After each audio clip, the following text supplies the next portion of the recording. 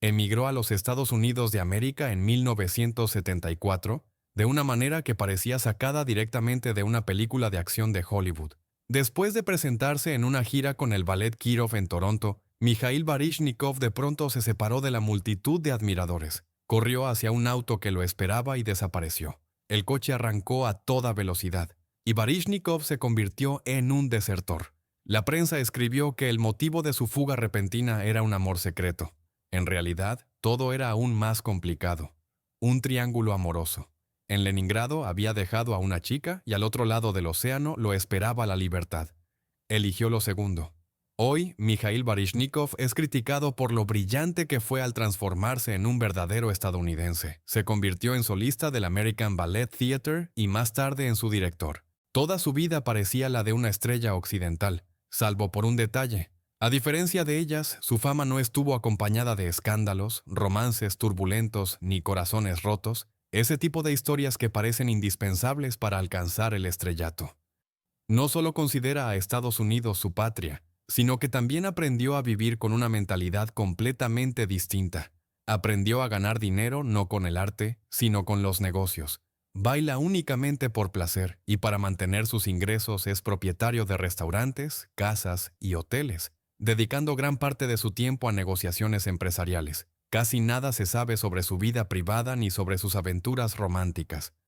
La mayoría de las celebridades disfruta haciendo públicos sus romances reales o inventados, convencidos de que eso mejora su imagen ante el público. Baryshnikov, en cambio, solo parece un héroe romántico sobre el escenario. En los ballets clásicos que interpreta, se ganó la fama de ser un hombre dentro de una coraza, un ruso excéntrico.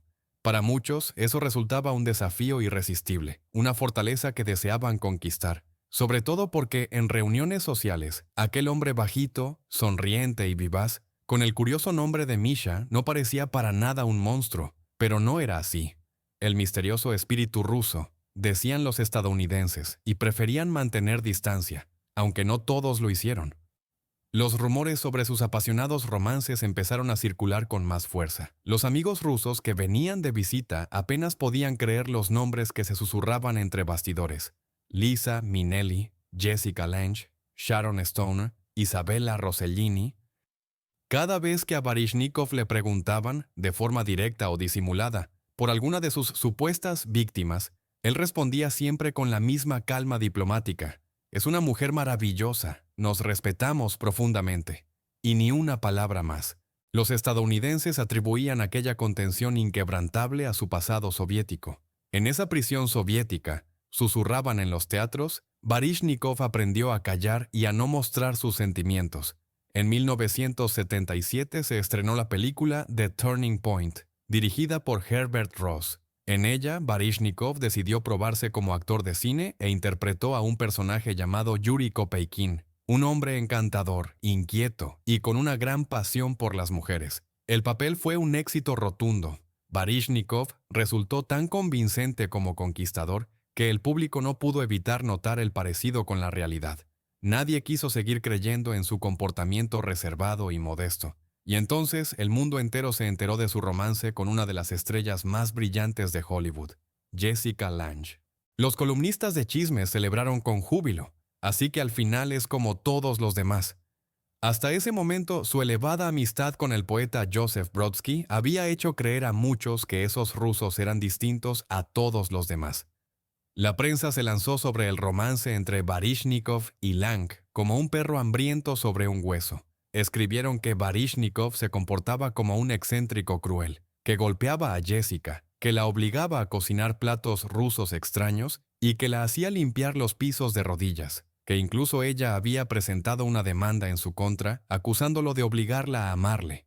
En cualquier momento, incluso en plena noche, publicó un periódico neoyorquino. Su casa podía llenarse de repente de amigos rusos que llegaban sin avisar, y la pobre Jessica debía atenderlos, alimentarlos y escuchar hasta el amanecer sus gritos entusiasmados en un idioma desconocido.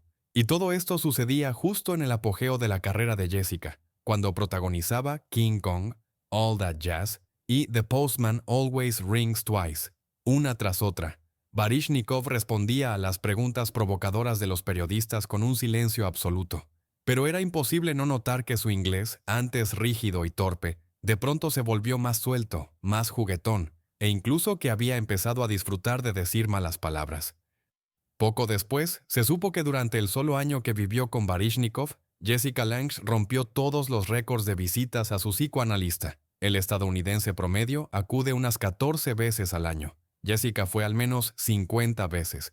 Teniendo en cuenta que una hora con ese especialista costaba alrededor de $250, uno solo podía imaginar lo caro que resultó aquel exótico romance. En una de esas sesiones, Jessica confesó a su terapeuta que su amante había perdido a su madre cuando tenía apenas 11 años. Ella se había quitado la vida.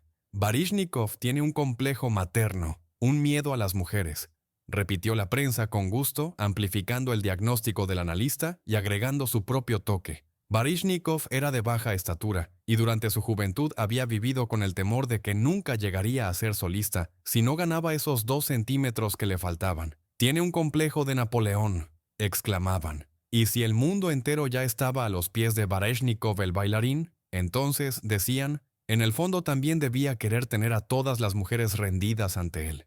Jessica empezó a notar que Mijail pasaba cada vez más tiempo en los ensayos. En 1979 recibió una oferta inusual, participar en un musical de Broadway titulado Baryshnikov on Broadway. Por gratitud hacia el país que me recibió, simplemente no podía negarme a contribuir con su arte nacional, dijo Baryshnikov. Pero un musical no solo implicaba bailar, sino también cantar y actuar, algo completamente diferente. Y Liza Minnelli, por iniciativa propia, decidió convertirse en su mentora. Liza nunca ocultó que aquel misterioso y reservado bailarín ruso le había gustado desde siempre. Pasaba hasta 8 horas al día enseñándole a cantar, corrigiendo su pronunciación, introduciéndolo en nuevos ritmos e incluso atreviéndose a criticar sus movimientos de danza. Durante esas clases, Baryshnikov parecía otra persona. Su habitual severidad desaparecía como por arte de magia. Todos a su alrededor podían verlo con claridad. Estaba perdidamente enamorado. Por su parte, Liza acababa de divorciarse de su segundo esposo, el productor de televisión Jack Haley Jr., y ansiaba una nueva pasión. En sus ojos brillantes, en su sinceridad sin límites y en su constante disposición para la aventura, Baryshnikov veía algo familiar, algo que le recordaba a su hogar. A diferencia de la educada Jessica con su intimidad programada para los fines de semana, como cualquier estadounidense trabajadora, Liza siempre estaba disponible y rebosante de entusiasmo.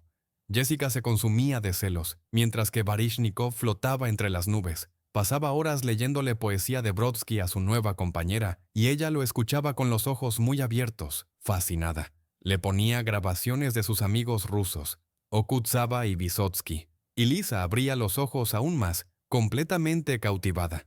A diferencia de Jessica, Liza adoraba esas reuniones nocturnas en la cocina con los amigos rusos. Solo había una cosa que le molestaba. Misha, ese hombre encantador y prestigioso con quien era un orgullo aparecer en público, nunca la llevaba a ningún lugar, nunca hablaba de ella con los periodistas, nunca la mostraba abiertamente. Un día, incapaz de contenerse, Minnelli le preguntó a su amiga Marina Vladi, esposa de Vladimir Vysotsky, «Dime, ¿tu hombre también solo te habla y te lee poesía todo el tiempo?» Baryshnikov empezó a notar que el fuego en los ojos de Liza se apagaba poco a poco. Un día, mientras caminaban por un lluvioso Nueva York, Liza comentó pensativa que estaba considerando casarse con un conocido productor teatral y escultor llamado Mark Gero. Baryshnikov quedó sorprendido por su franqueza. «Hace mucho tiempo que sé que eres un soñador», dijo Liza, de pronto con irritación. «Pero yo quiero una vida real. Contigo solo hay sueños y conversaciones. Todas tus aventuras ya terminaron. Las viviste en tus cuentos de ballet. Palabras crueles, pero verdaderas». Su pasión romántica se había agotado en el escenario, en Giselle, el Cascanueces, el Lago de los Cisnes. En la vida real no se dio cuenta de que su novia ya disfrutaba de la atención del maestro de Broadway, Mark Gero. En abril de 1980 se estrenó el musical Baryshnikov on Broadway, con un éxito triunfal, protagonizado por el bailarín ruso y Liza Minnelli juntos. Pero para entonces, los amantes ya se habían separado. La más sabia de todos resultó ser Jessica Lange. En 1981 dio a luz a una niña, Alexandra, hija de Baryshnikov, y eso lo trajo de nuevo a su lado por un par de años más. Pero por mucho que intentaran mantenerse unidos por el bien de su hija, Su relación, que duró alrededor de 6 años, terminó por desmoronarse. Después de su separación de Lange, Baryshnikov rompió su habitual silencio y pronunció una confesión histórica. No puedo vivir con mujeres estadounidenses. Por más que me he intentado convencer de que es posible, no lo es. Yo no puedo entenderlas y ellas no pueden entenderme. Fue su único comentario sobre el final de aquella relación. Pasaron varios años. Baryshnikov se convirtió en el director y líder artístico de su propia compañía de danza contemporánea, el White Oak Project. Durante una entrevista para una revista de estilo de vida, el rey de la danza no dijo ni una sola palabra sobre su segunda unión civil con la bailarina Lisa Rinehart. En cambio, habló con entusiasmo interminable sobre sus perros. Profundamente ofendida, Lisa le exigió una explicación. Entonces Baryshnikov le contó una historia muy antigua. Cuando era niño, una mujer letona llamada Erika Bitinch, que había ocupado el lugar de su madre, le inculcó un miedo profundo al mal de ojo, especialmente en los asuntos del amor. Erika solía decir que si demasiada gente se enteraba de tu felicidad, ya fuera amor o dinero, la envidia y la malicia enviarían malas vibraciones y todo se arruinaría. Tenía muchos ejemplos vívidos para demostrarlo, y Mijail nunca los olvidó. Lisa sabía que él era sinceramente supersticioso. Jamás iniciaba un nuevo proyecto durante la luna menguante porque lo consideraba un mal presagio. Lo mismo ocurría con las mujeres. Aún así, Lisa se mantenía completamente tranquila ante sus posibles secretos amorosos, si es que existían. Siendo de origen alemán, decidió jugar bajo sus reglas. Gracias a eso, han permanecido juntos por más de 10 años y tienen 3 hijos. Ella nunca le pregunta por su trabajo. Nunca enciende la televisión cuando transmiten un programa o una función con su esposo. Nunca asiste con él a eventos sociales y jamás encarga vestidos de diseñador a los modistas de moda. Y si hemos de creer al psicoanalista de Jessica Lange, en Lisa el artista finalmente encontró lo que había estado buscando toda su vida, un sustituto de su madre. Hasta el día de hoy, los estadounidenses siguen desconcertados por esta pareja, tal como alguna vez los fascinó y confundió el frío y enigmático Baryshnikov. Ese misterioso espíritu ruso, suspiran encogiéndose de hombros.